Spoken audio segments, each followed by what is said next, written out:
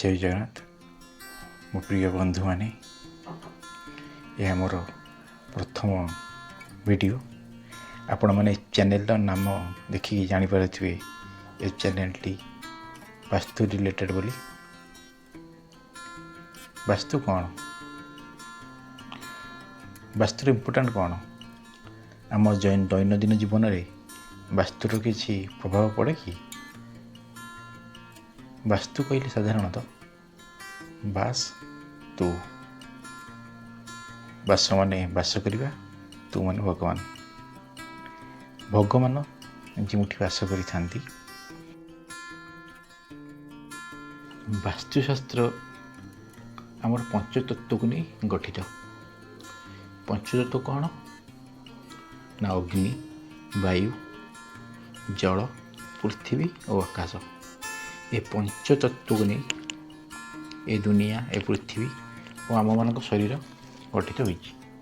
जेहेतु आम मान शरीर ये पंचतत्व गठित होती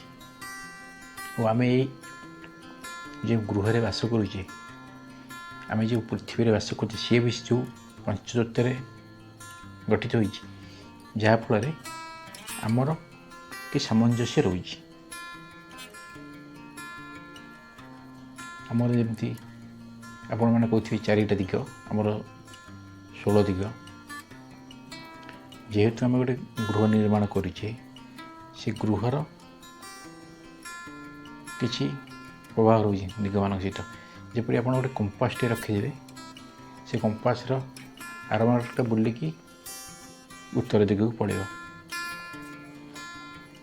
आमर नॉर्थ डायरेक्शन में मैग्नेटिक फील्ड रही जहाँफल कंपास आरमार्कटा नॉर्थ डायरेक्शन को पड़ेगा से लगी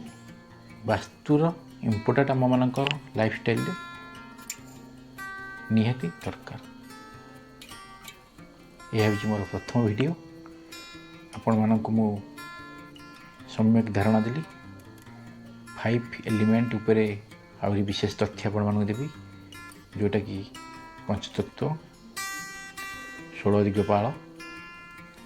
आपण माने घरे यदि घर निर्माण कर दीचंती आपण माने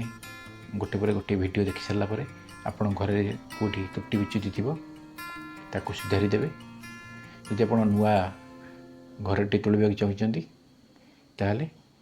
आपण माने ए टिप्स को संग्रह करी आपण माने घर टी निर्माण करि परिबे मु खूब सुंदर भाव में आपण मानकु वास्तु उपरे टिप्स देबी जोटा कि आपण माने बुझी परिबे साधारणतः आपण माने यदि गोटे वास्तुविद को घर को डाकिबे से आपण मानकु 1000 टंका चार्जेस नेबे यदि टाउन एरिया हेतिबे तो 3000 पाखापाखि आपको चार्जेस ने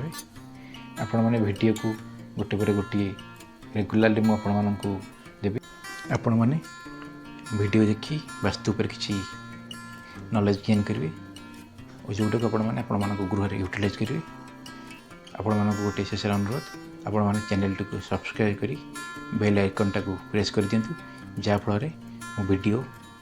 काली रिलीज है पूर्व आप मोबाइल को नोटिफिकेशन चली